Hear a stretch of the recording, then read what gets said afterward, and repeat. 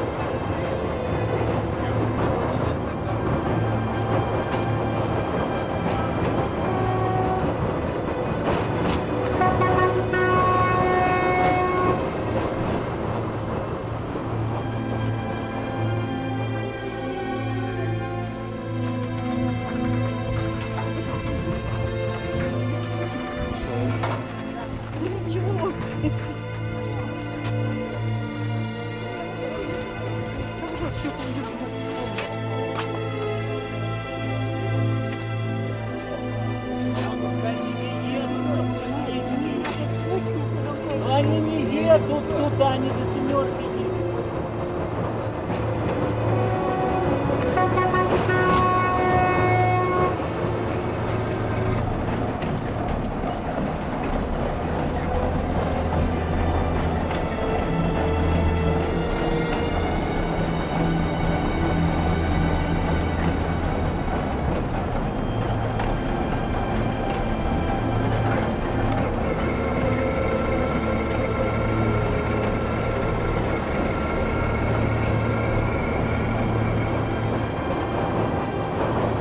Atceros, ka 14. jūnijā no rīta tēvu izsauca uz ciemu padomu un tēvs uz velosipēdu aizbrauca. Pēc tam atbrauca atpakaļ jau ar mašīnu un ar aviņkrāsas zaldātiem ar durkļiem. Es vēl šodien atceros tēvu seju. Tēvs bija krīta bālumā. Pēc pusdienas arī tēvu atveda. Izrādās, ka tēvs pānās, ka aizvesti visu. Domāju, ka dēļ mēs esam paņemti kā ķīlnieki. Tā domāju. Mēs jau sēdējām mašīnā, tēvs iznāca pie mašīnas, nometās uz ceļiem, salika rokas un bez šaubām skaitīja lūkšanu, jo viņš bija ticīgs cilvēks. Un tad tēvs iekāpa mašīnā, sargi zaudāts, nolauza ceriņu zaru. Pirmajā gadā ceriņas iedeva 14. jūnijā. Ienes pie mašīnas un iedeva to tēvam, jo šis cilvēks zināja, ka šī ģimene jau aizsta neapgriezīsies.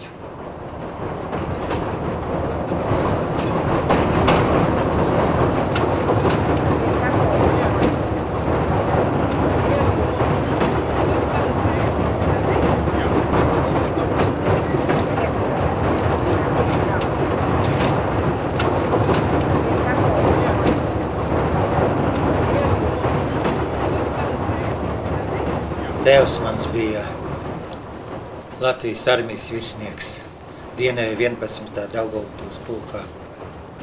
Vienu no pirmajiem tani sarakstā viņu arī apcietināja. Mans tēvs bija kaprāls 9. Rēzeknes pulkā, un viņš bija vecākais pagasta kārtībnieks Barkavas pagastā.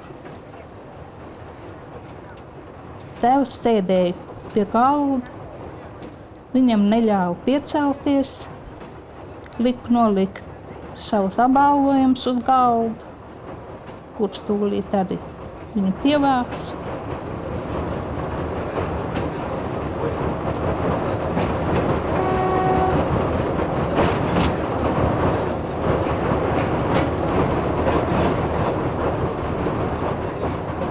Liepājā karostā atšķīra viss vīrs no sievām nost, sievas palika bērniem.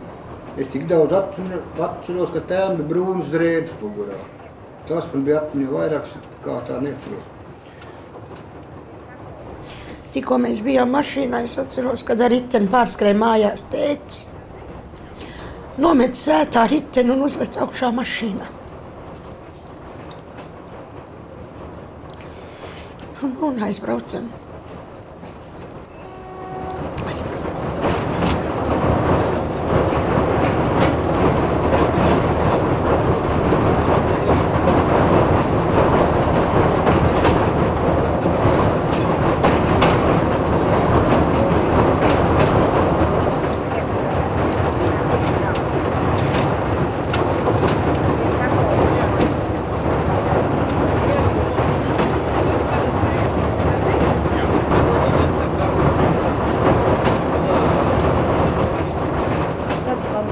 Pielika pie vagonu lodziņa aizrastotā. Teica, lai es skatos, ka vedīs tēti garām.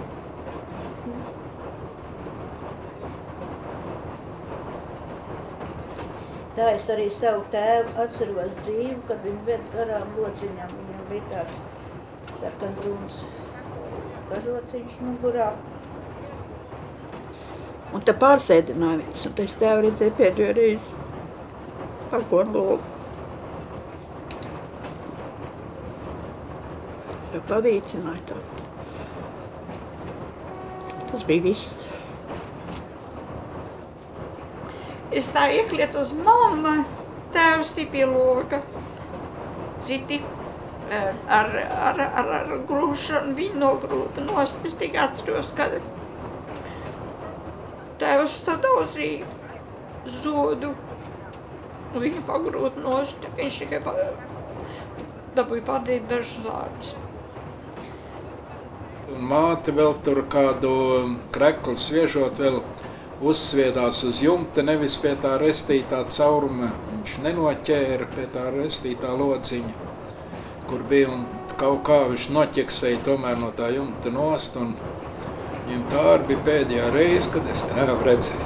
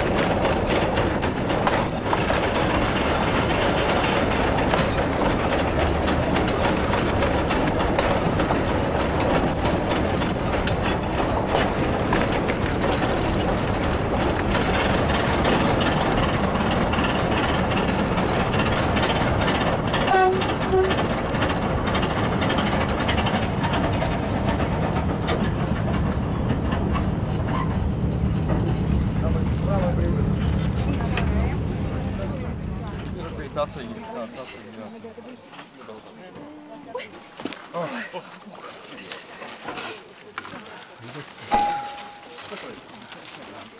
Man dodos pašam vēl jāizkrāt.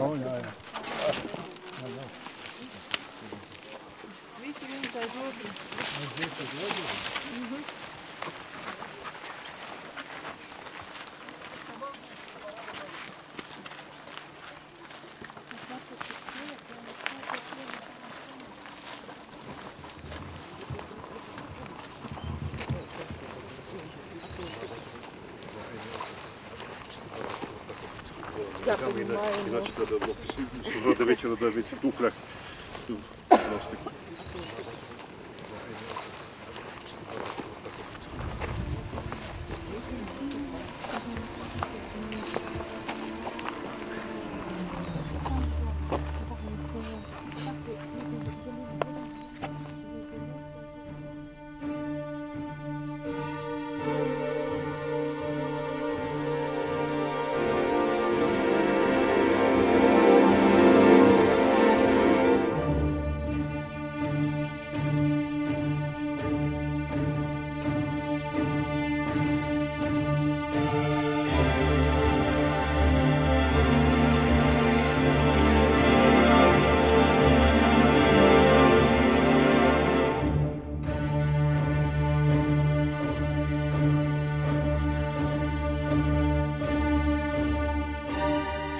Viņš mira, mums atsūtīja to ziņu, ka tas jau notika 42. gada 2. jūlijā.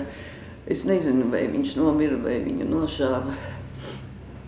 Tad 44. gadā pienāca izziņa, kad jūsu vīrs ir miris un diagnoze kolīts. Tikai zinām, ka tas ir Vietlāga stanceļas noja. Nebija gadu nemaz izturējis. Un arī datums bija pilnīgi cits, kad mirs. 41. gada 17. jūnija izveda un mirs ir 42. gada 19. maijā. 42. gada janvārī. Turpat pusgadu nomira. Aiz. Kaut kā pneimonija, ko jau tur saka, visiem iet vāji. Un kas bija mugurā plačiņ, ko tur Lagerles noj.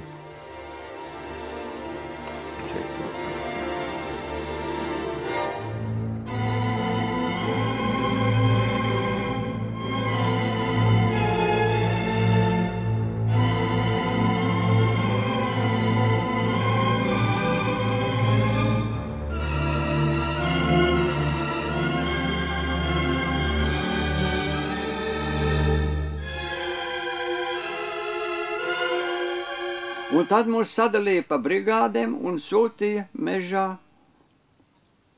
malku zāģēt. Prātu zaudēja skujnieks no Sesevas pagasta saimnieks. Sajuka prātā. Un tas sāka daudz mirt jau.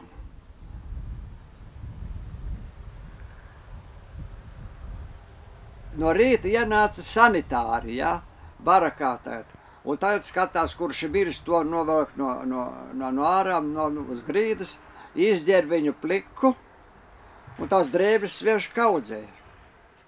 Un tagad no barakas lec šitie akali, tie paši ieslodzītie, tie paši draugi, biedri, kas ir mirušam, un to drēbes gabalaka paķer, va tur kādu zeķi, va kādu vesti, kādu silto un naka paķer un naka lec nārās augšākal, vai ne?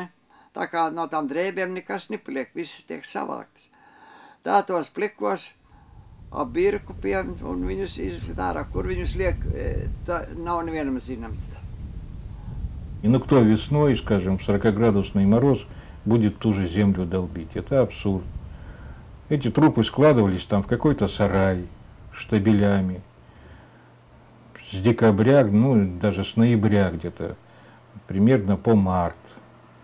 Вот в апреле уже, когда земля, так сказать, более-менее оттаивала, А вот тогда уже эти штабеля, значит, переносили и укладывали в землю. Эти же ребята ваши, они же, но жили все-таки в других условиях. Привыкли, так сказать, и к другому быту, и к другой пище, и к другому обращению. Все-таки это были уже относительно свободные люди. Хотя у нас много там болтают о фашистском этом ульмановском режиме, но, кстати, это была уже другая цивилизация. Вот из тех, кто был интернирован 14 июня и прибыл в Ветлаг в июле 1941 года, выжили, по моим более-менее точным данным, всего 8%. Вот я за эти цифры готов отвечать, они вот все здесь. 92%.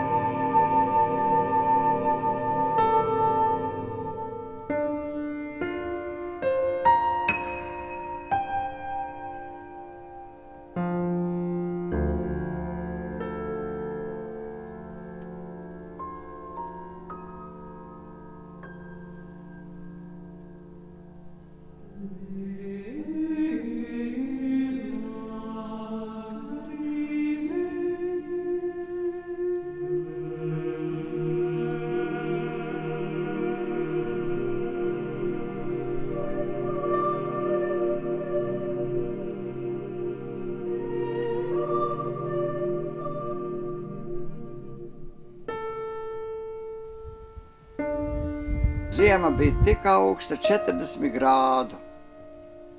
Mans kaimiņš Garoza Pēters, kas bija aizsaru komandieris, tas bija piepampis līdz nepazīšanai. Tikai mēs saskatījāmies, kājas viņam ir resnas piepampuši, zili mēlis, daktars Šneiders ar nāzi grūži. Tanīs kājās pādur pāri, tek ārā, asiņainais. Strutas ārā bļodā, daudz tādu.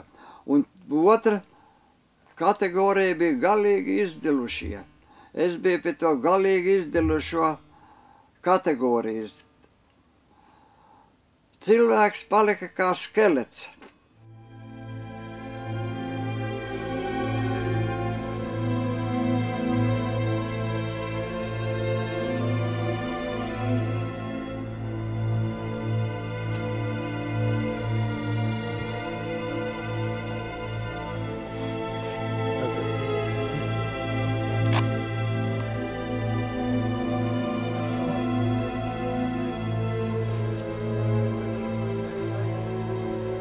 Так вот, я помню маму после известия о том, что папа погиб.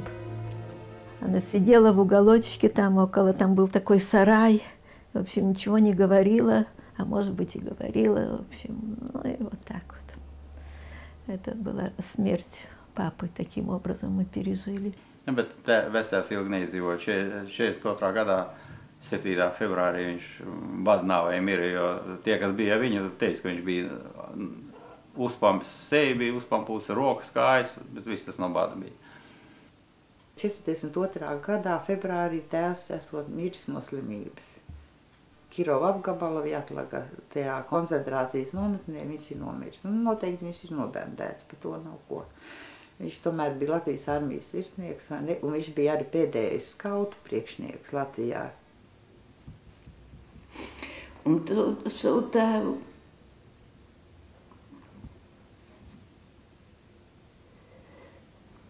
kura kapu mēs, protams, nezinām, nu, vai viņam vispār ir kaps, varbūt kaut kur kauli zvēru apgrausti mētājās.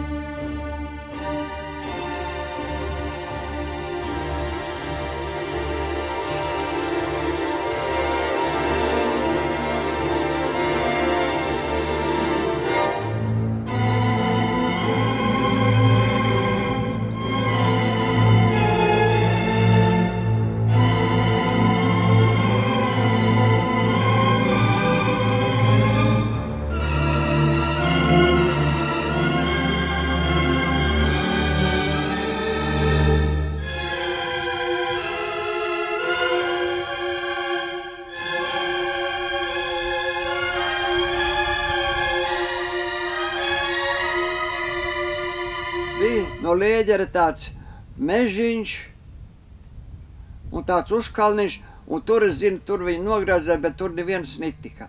Un Kapraču brigāde raka lielu, garu bedri, un tur lika tos līķus, galva kāja, lika kaudzē, daudz kārtām, un bēra ciet, un tā, ka raka to bedri tālāku, kur lika nākošos. Un kadreiz bija tik daudz mirušo, kad taisīja Kapraču talku. Un neviens neko nezina, un neviens nezina, kur tie, ja būtu tāds aparatūra, kas tā kaulu kalnus varētu atrast, uziet, tad viņus uziet, bet tāda laikam nav, kas to ko uzmeklē. Un tā tie kapi ir apauguši tagad, pēc 60 gadiem tur jau lieli krasni kokau, kur viņi ir aprakti. Ni mūžam vairs neviens neuzinās, kur viņi ir aprakti. Когда первый раз вошел вот это в архив Ветлаговский, это ж ужас, что там было такое. Окна без стекол, на полу снег, здесь же документы валяются. 90% этих документов еще и не разобрано с 40-х годов.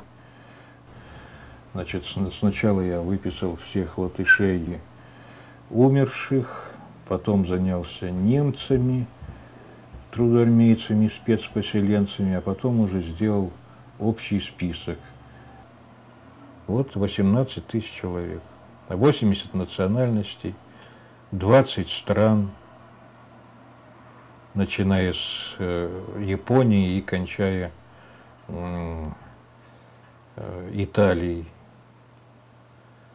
Граждане с гражданством Японии, Китая, Кореи, Монголии, Ирана, Афганистана, Турции, Греции.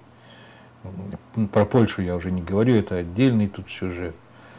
Это, кстати, вторая категория по численности из национальных, ну, даже третья после латышей и немцев, поляки. Написано, что умер в 1943 году в Кировской области. А фактически о судьбе отца я узнал, о правдивой судьбе отца узнал ровно через полвека, в 1991 году, вот, как вы смотрели документ, что его был осужден, приговорен к смерти, к расстрелу, и через 81 sutki его расстреляли. Viņu apglabājuši kapā un zārkā ar rožu kroni rokā. Bet vēlāk jau viņus vienkārši tur meta bedrēs un apraka tāpat, kad mira ļoti daudz vienā dienā. Viņus 7. Lēģeri ielika 7. lakpunktā.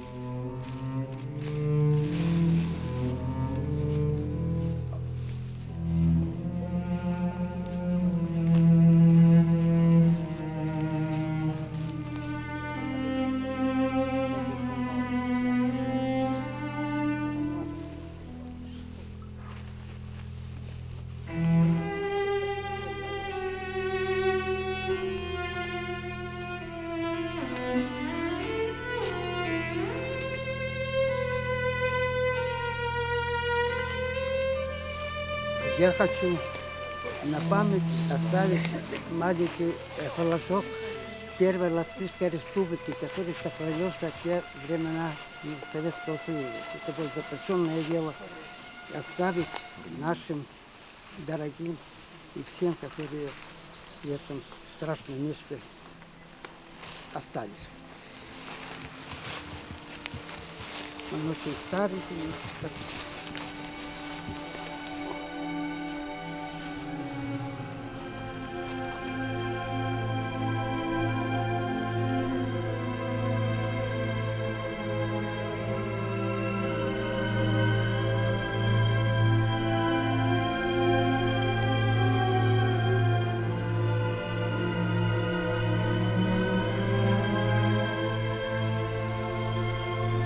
Kas man visu laiku ir sirds.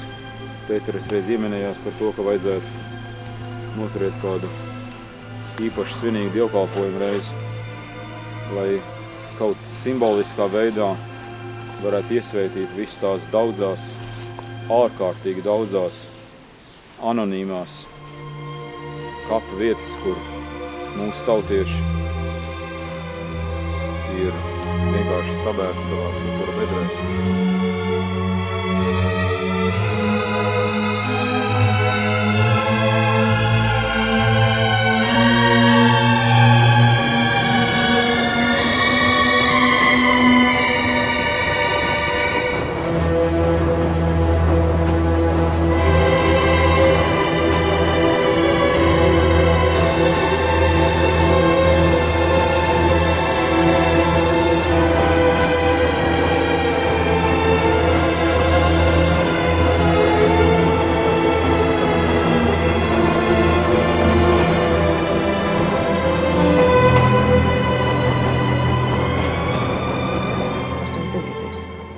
Gadā. Pirmo reizi parādās Vjatlagā mirušo sarakstu, un mēs ielasām tur mūsu tēvu. Pirmo reizi mēs uzzinājām, kur ir tēvs, kā ir gājis bojā. Nu, miris bada nāvē 42. gada 20. janvārī. Es uzrakstīju uz sarkano krustu, starptautisko, par tēvu. Kur ir tēvs, kas un ko. Un tikai pēc kādiem 2 gadiem es dabūju atbildi no Vjatlagā, ka viņš ir nomiris 21. janvārī 42. gadā. Tad tur bija kaimiņu pagastā kaut kāds atgriezies viens no, arī no kaut kāda nometnājuma no Vjatlaga tā saucamā, ja? Un viņš tad viņš nezināja personīgi, nepazina to tēvu, bet viņš bija no kaut kāda dzirdējis un teica, ka tas tēvs jau ir miris jau 43. gadā un nomiris ka viņam tur drausmīgs bats bijis tajā nometnē un nedošo. Un tā kādā 93. gadā, man liekas, gāja prokuratūrā, mēģināja pacelt vecēlu lietu un panāca to, ka man iedeva paskatīties, un tad bija tur pratināšana tā nedēļa arī. Pierakstīts, ka viņš bija spiegojis Anglijas labā, un slēdziens tāds, ka связи с чем и доказано, что он špion. Bet te no visas lielās dzimtas, no visi, kas bija. Visi ir jau nobendēti. Kāda okupācija? Tā okupācija tāda. Tad tev atnāk uz mājām, noslēkot, tev visu izbost. Okupācija, tie nav okupācija. Tā ir visnežēlīgākā slepkavība. Tā okupanti nerīkoja.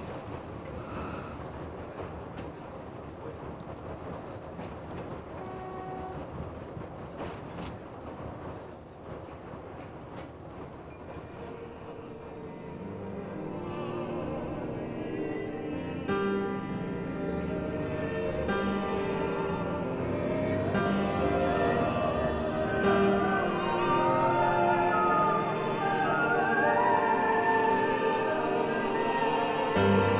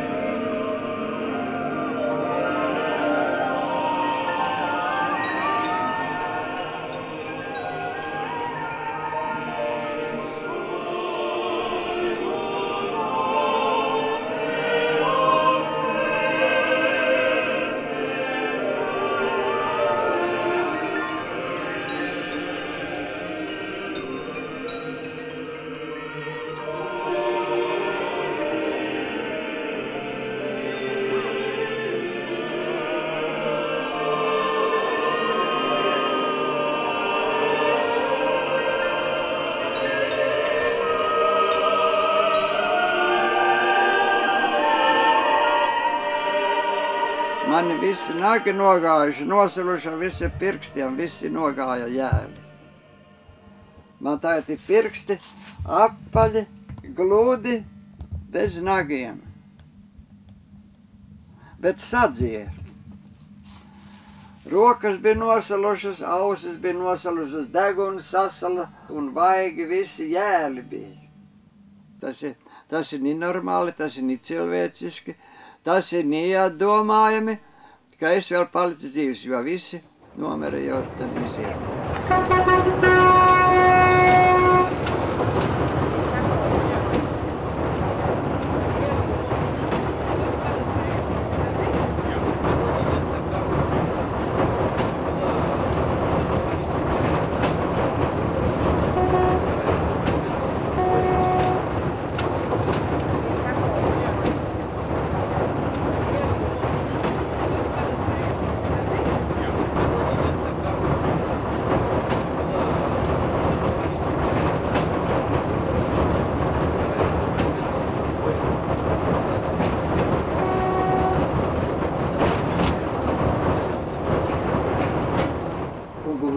Соликамске, и весной 1942 года он умер.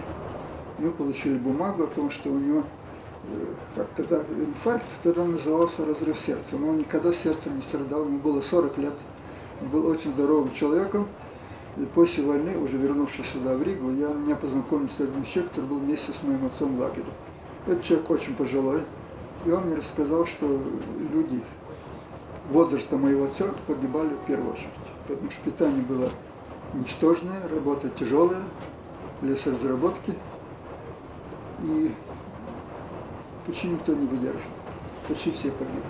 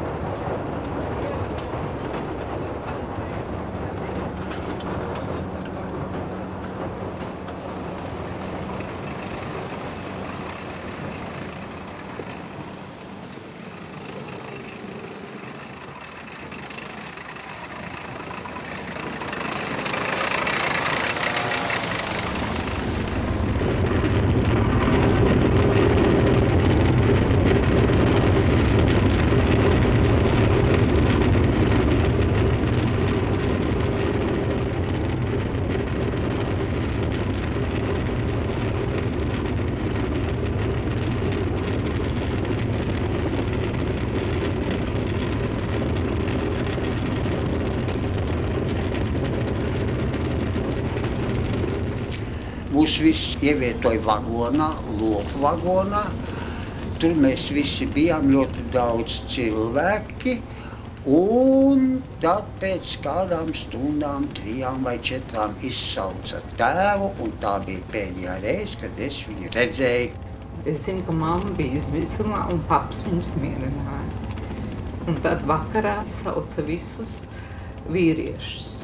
Un paps tā kā negribēja iet, bet mamma teica, ej vien, citādi tev nošauks.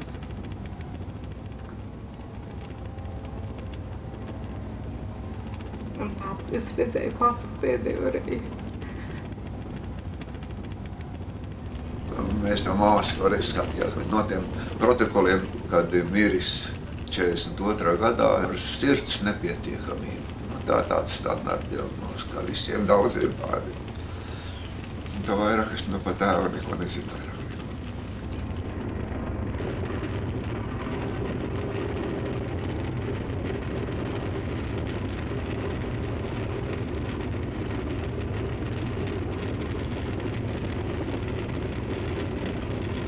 Tētis atsimazot kaut ko jūta, un atturīšanās brīdī viņš man pavilka sāņus, ļoti stingri saspieda plecus un teica, nu redzi, mēs kādu laiku noteikti netiksimies. Un lai arī kas, kur nenotiek, tu tagad esi vīrietis ģimenē, tev jāgādā ir pa mammu, par veco mammu un māsi. Tā mēs atvadījāmies no tēva. pie vagona durvīm pienāca tēvs sargu pavadībā un iedeva mums baltmaizes kukulīti, jo mēs nebijām brokastis sēduši un līdz mums nekā nebija. Bet tēvs bija dabūjis atļauju, vai kāds viņam bija nopircis maizīt, viņam bija nauda līdzi. Nu, tas arī bija pēdējo reizi, kad es tēvu redzēju.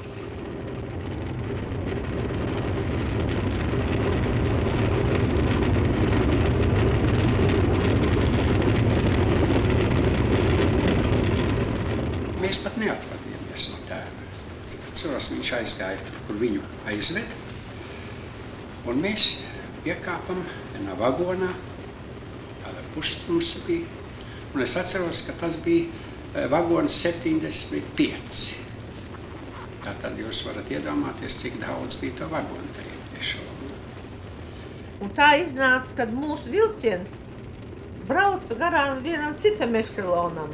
Nu, vienkārši liekam ātrāk. Un tie lodziņi kaut kā gadījis iznāca paralēli mūsu lodziņš, pie kura mēs ar brāli tā piespiedušies skatījāmies. Un kaut kur mēs redzējām, ka mūsu tēvs arī vēl met mums ar roku. Un tas bija viss. Viņu ešalons gāja garām mūsu tam vagonam. Un paps par logu sauca mūs, ja. Tā kā viņus aizveda citur un mūsu citur.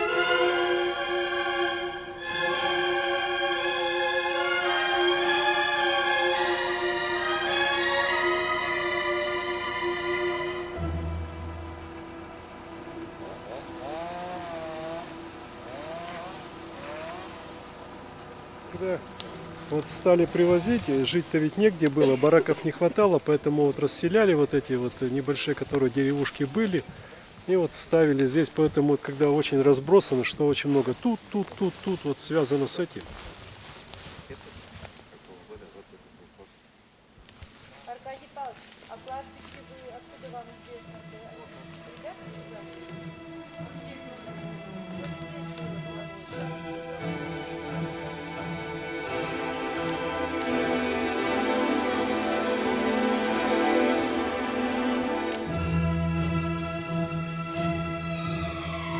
Par tēvu mēs dabūjām zināt, ka viņš ir nošauts.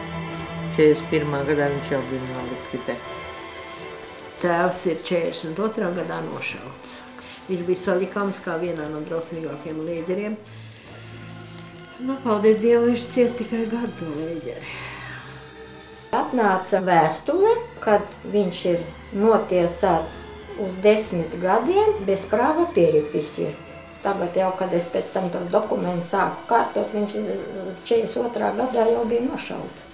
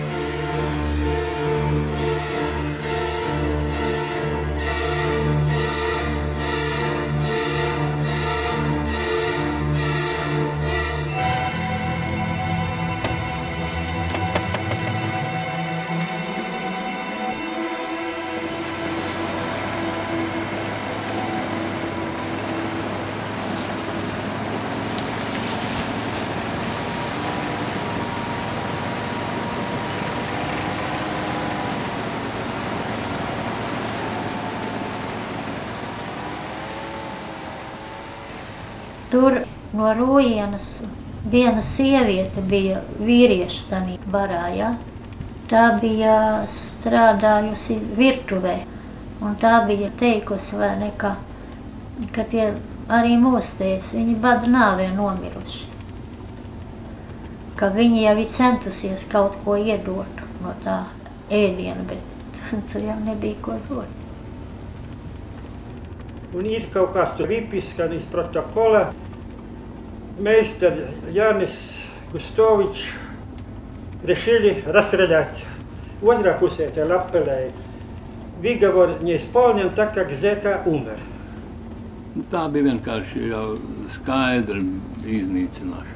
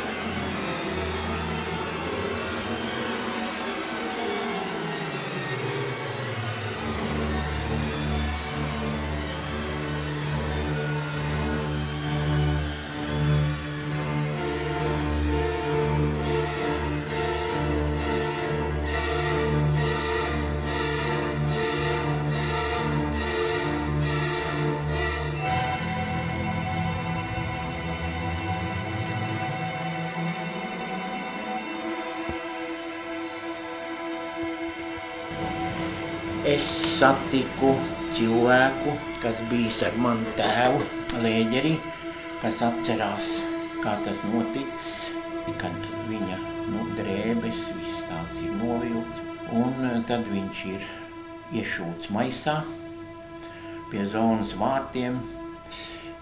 Visus viņu ar lielo kalēju āmuri, viņiem saskaldīta galvas. Un tad, tālāk viņi nezina, kur tad tur ir aizvests, kur kādā bedrē iesviests.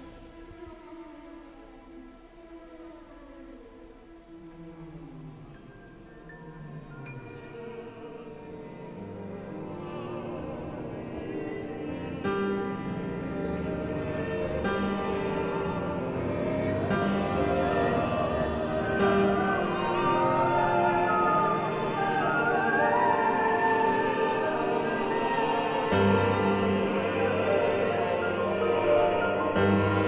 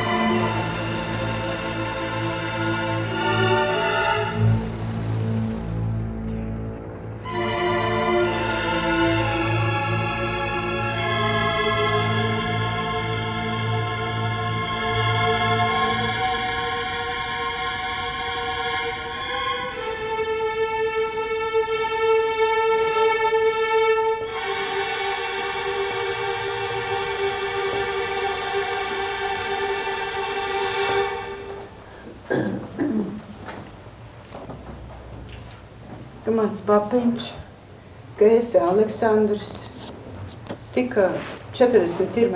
gadā kopā ar ģimeni saņemts ciet. Ģimene aizsūtīta uz Sibīriju, bet viņš atradās šeit Saļakāmskā vietā, ko sauc Ušķ-Surmog.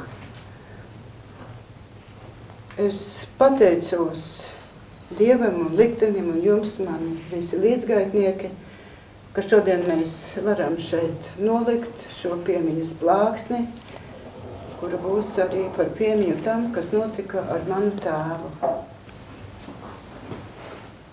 Es šeit atrodos sakrā to, ka manu tēvu Edgaru Plūmani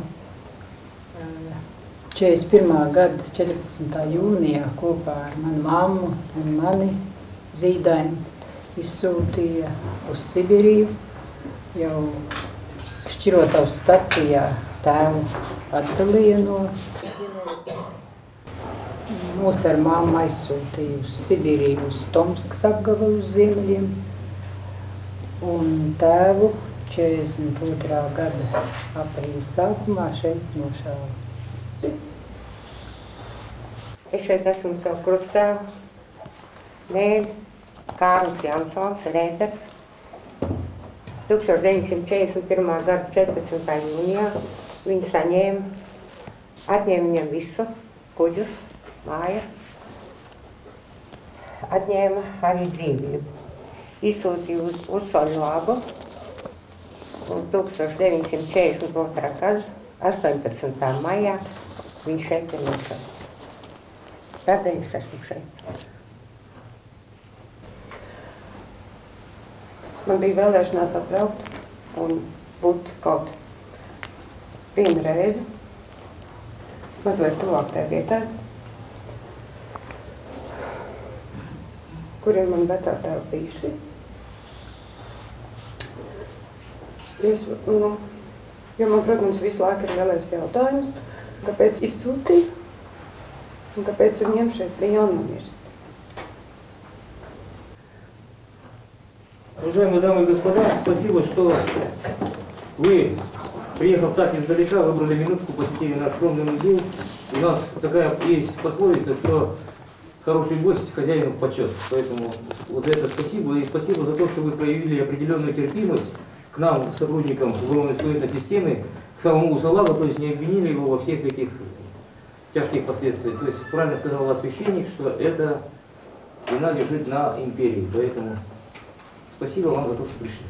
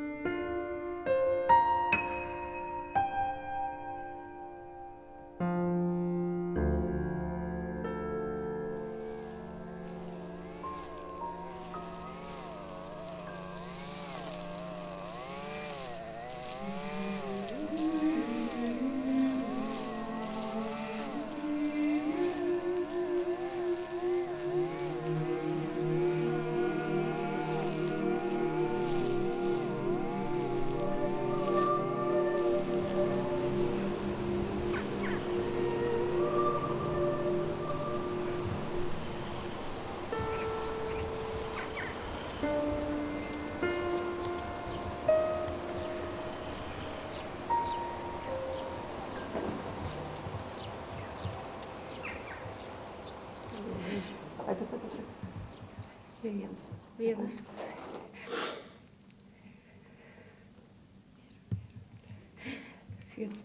viens ir augsta. Laikam speciāli, lai cilvēks lūk. Taksnīgi. Tā dziļāk. Un šeit arī viņa nogāzīsies. Pa visiem.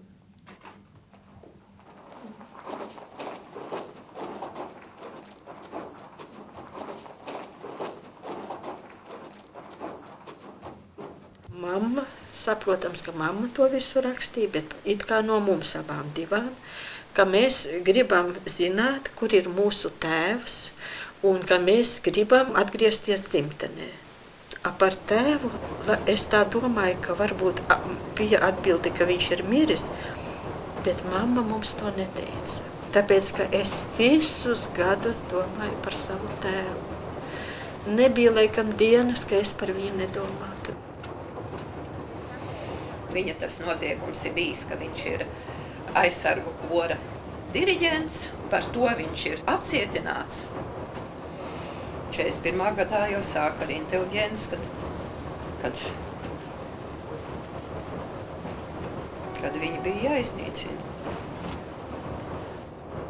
Es vienkārši domāju, par ko tas viss ir, ko mēs tādu bijām nodarījuši. Ko bija nodarījis mans tēvs? Viņam bija tikai 42 gadi. Es saku, tas nav aptverams par tēvu, tas nav aptverams. Cilvēks pašās brieduma gadā ņem un pilnīgi iznīcina. Jā, es nezinu, kur viņš ir apklāts, nezinu, kur viņš ir neko nezinu.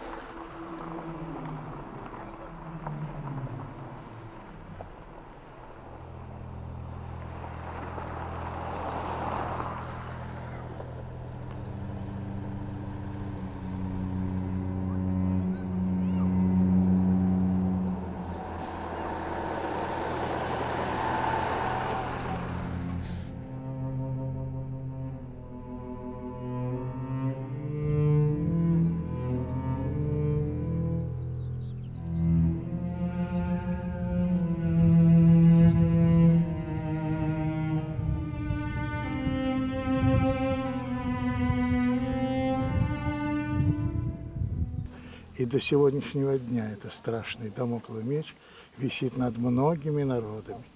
Там, где есть диктатура, где есть совершенно неуправляемая никем, кроме как сверху, жизнь, течение жизни, там всегда чревато это вот этим.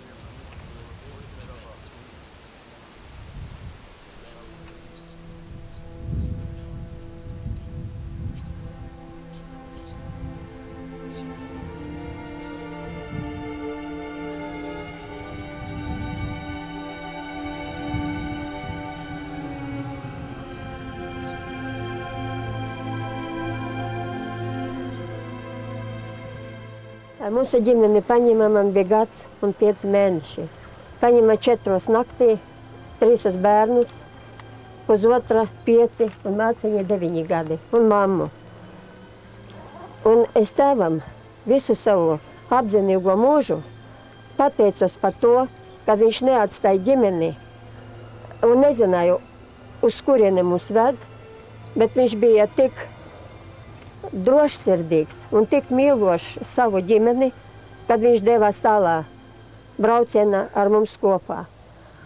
Un man, kā bērnam, tas bija tik svarīgi un tik nopietni, kad es visu savu apzināto mūžu gribēju nonākt tur un pieskarties tai zemei, kur mans tēvs aizgāja bojā. Man ir gājuši bojā šienī nāves nometnē tēvs 1943. gada 15. septembrī nāves iemesls pie lagera. Viņam bija 42 gadi. Un ir gājis bojā mans bērnības elks, Andreja onkulis tēvbrālis, kurš bija lidotājs. Un viņš tika nošauts 41. gada 27. septembrī.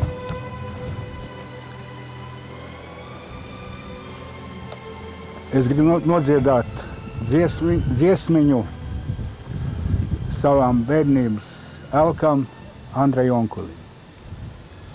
Viskaistākā ir krāsā zilā, mēs dodam visu viņai ķīlā.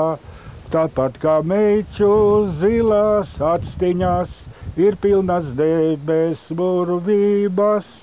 Tāpat kā meiču zilās atstiņās ir pilnas debes burvības. Lidotājam lidot jauki, kur mākoņkalnī debes lauki. Nav žēl tam sava dzīvība, kad gūta putnā brīvībā. Tik neskumstiet, ja liktenis lemtu, no mūsu vidus kādu ņemtu, jo zēni visi visu brašākie ir lidotāji drošākie. Un tādēļ zēni kausus tveram, līdz gribenam to sausus dzeram.